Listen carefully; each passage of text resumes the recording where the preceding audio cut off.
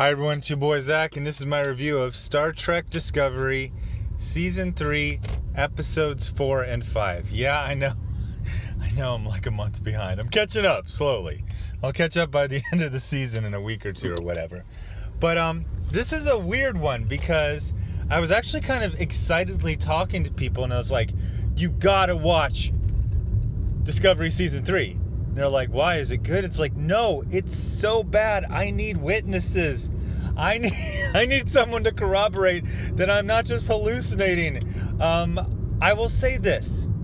There truly is no bottom to how bad this show can get.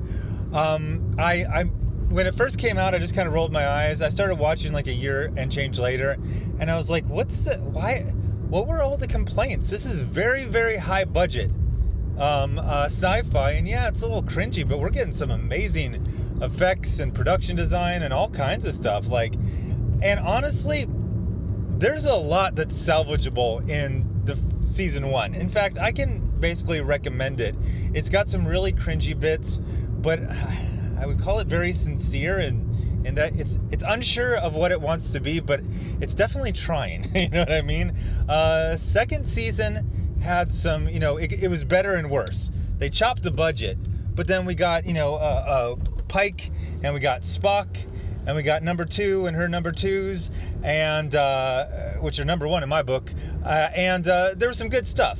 Now, at the end was terrible, and I remember kind of having a little tantrum at the end. I was like, I refuse to watch season 3, because, at the end, it just becomes a Michael Burnham worshiping cult. She's literally the most important person in the universe. It's ridiculous. This is a severely mentally ill, early in her career. What has she been in Starfleet for, like 5 years at this point? The idea to base not just Starfleet, not just the Federation, but the entire universe around her is insane. What we found out is it's not just the entire universe, it's the entire universe for the next 1,000 years. So they ended up going 900 years in the future for, I'm not even gonna annoy you by telling you the stupid reason they did it, but they're there. And these 2 episodes are where they are locating the Federation, and then they go and finally see them. And I've got to say, how do I say this? This show is becoming self-aware, but not in the way... One of the things I said in my Shadow in the Cloud video is, if you introduce something, like say a young woman just got onto a bomber full of rapists, then you need to make the whole story about that. You can't just introduce that concept and then really do nothing with it. You can't have a lunatic, a completely mentally ill narcissist, essentially future dictator like Michael Burnham, and then not comment on how mentally ill she is. Not comment on how unstable the entire crew is.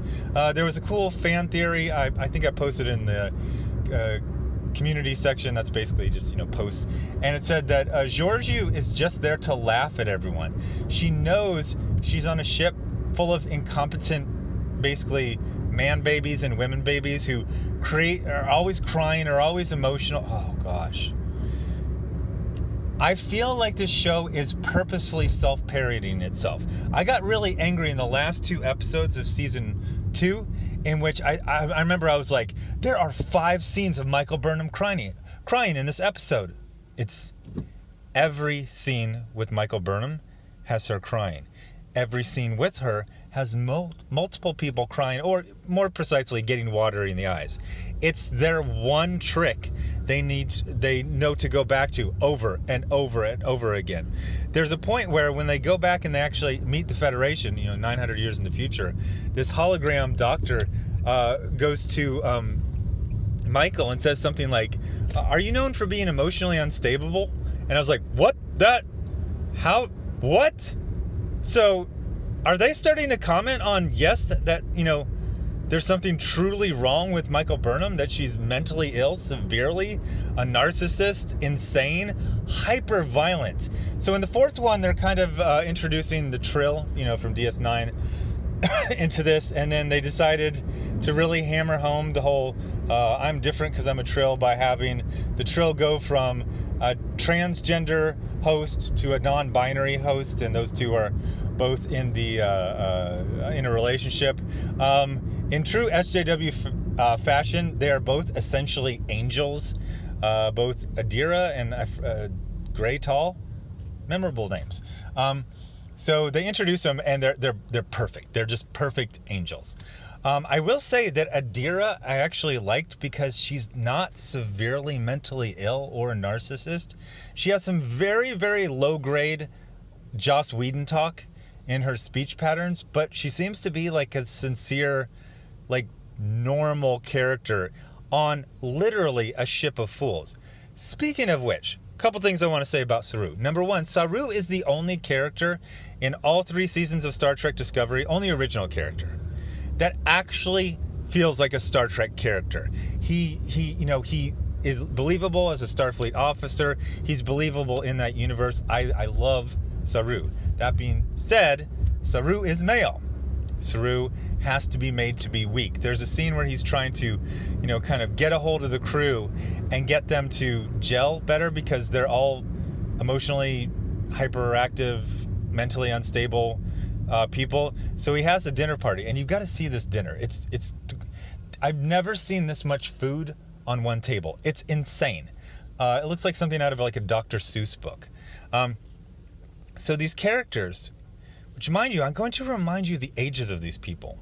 What's her name? Jet Reno is in her 50s. Stamets Culber, not the doctor. The guy who does the spore drive. He's my age. He's pushing 50.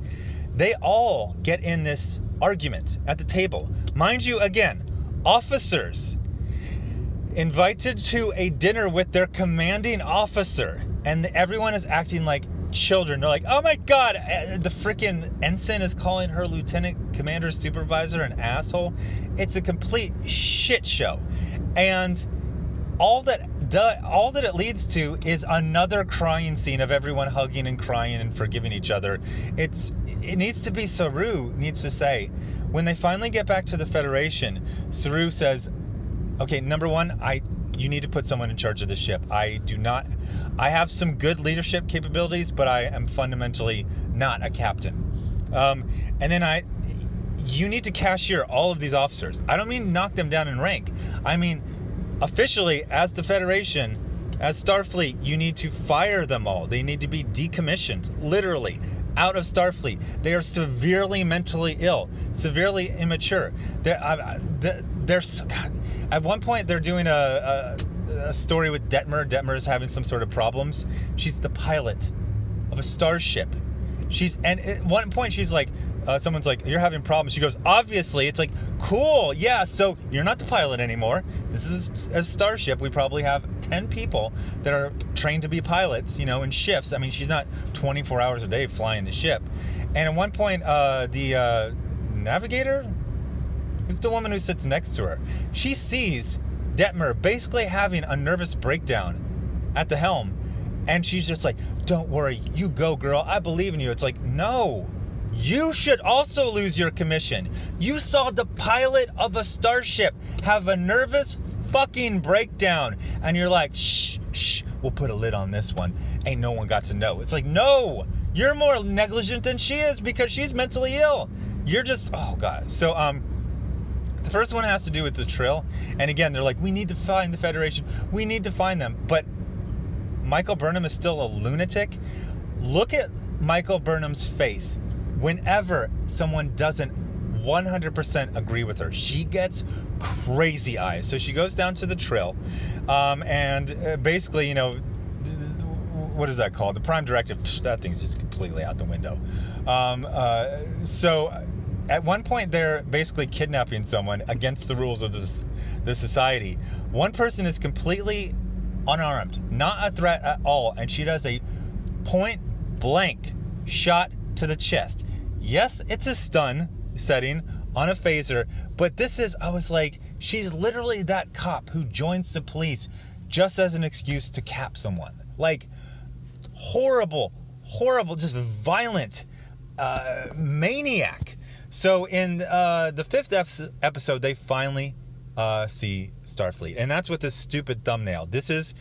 I picked this because it's a couple of actors who are around 50 years old, and they're oohing and awing like a kid who's seen a cheetah at the zoo because they're seeing the science. They get to see the Federation 900 years in the future, and they have advanced tech. So nobody is acting like an engineer, like kind of like analyzing. Like they're all crying and laughing and having emotional breakdowns. I was putting it this way to emphasize how unstable these are. Imagine your grocery store. You probably go there, at least once a week? I go like every other day. You know everything that's everywhere. Imagine if you went to you're walking through the fruit section and you're crying. And then you go to the vegetable section and you're laughing. And then you go to the pasta section and you're full of rage. And then you go to soft drinks and you're in total terror. People would say, holy shit, there's a crazy person. That's what the crew of Star Trek Discovery is. They never have a mild emotional reaction to everything.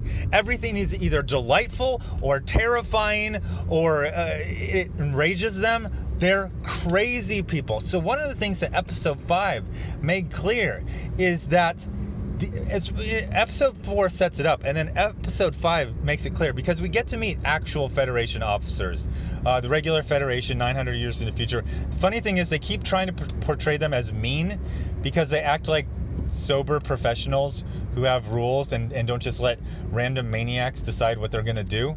So they get there, they're like, we're Starfleet, oh my gosh, and they're all crying, and the Starfleet of the future is like, okay, you say you're Starfleet, we're going to check you out. They're like, what? And look at Michael Burnham, she's a fucking lunatic. She's like, no, you what? No, you just believe us, and you hug us, and we cry, and we don't get to, like, Michael Burnham gets full of rage when they say, we need to debrief you. Debrief you means you've come back from a mission. They need to learn what happened, or at least your version of what happened, and they probably need to get you spun up on, what has happened while you have been gone. This is a classic thing that happens to everyone, everywhere, in any sort of military organization or intelligence or federal law enforcement. If you're undercover, you always get debriefed. These children, these insane children, they start freaking out. They start like fucking with the people, not even interrogating, just these are just mild questions like, where were you? What happened? Can you prove what you said is true? Oh God, Georgiou starts like blinking. You guys, speaking of painful, I didn't mention the haiku contest at the dinner that led to the argument. Oh Jesus. So Georgiou starts like batting her eyelashes, which makes advanced tech from 900 years in the future like fritz out, and then she starts flirting with David Cronenberg, who's actually a really good actor. I didn't realize he was such a good actor. That's actually a good character. He's like this kind of like calm guy. He kind of reminds me of Munch from Law and Order, kind of like a calm, sardonic guy. And really, really good acting. Whereas I always say about Georgiou, it feels like she's speaking phonetically. I'm sorry, that's what it sounds like. So then the security officer, Nan, she starts acting like she's a prisoner of war. Like she's only saying her name, rank, and the Starfleet serial number. Like, what? You just spent like 4 episodes like, we got to get to the Federation. We got to get back to Starfleet. We got to reform Starfleet. Then you go to Starfleet and you treat them like the enemy. Like, it's fucking insane. So then we meet Oded Fehr, who's the admiral. Really, really good. It's so nice to see a Starfleet officer acting like an officer. So he's like, okay, everything what you say is what you say until you prove it. So, you can kind of walk around the station, but you don't, have access to our intelligence. You don't, and they start freaking out. They're like, what? We're going to be debriefed and reassigned? It's like, yeah, you're in essentially a military. This is what happens. Like, you're freaking out like the crew of Star Trek Discovery. They're a bunch of like kids in elementary school who hang out at the same treehouse, and then they're like, when we go to middle school, we're all going to be in the same class, right? It's like, no, we're going to have different homerooms and different electives. Like, what? Like, I just wanted him to be like, thank you for your service. Here's 900 years of back pay, and you're all decommissioned. You're not in Starfleet. You're not Starfleet officers. You're not enlisted. You're nothing. You're crazy people. We're just gonna blow up your ship because we think maybe your spore drive is driving you insane.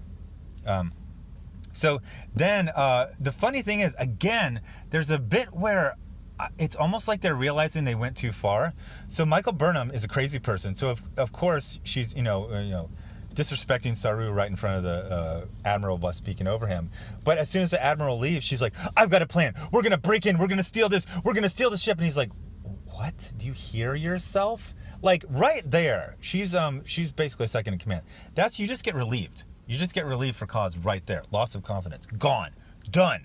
I mean, that shit happens like in war. Like one of the colonels, when we were doing the run-up of the other regiments, they actually showed this moment in Generation Kill, the HBO miniseries.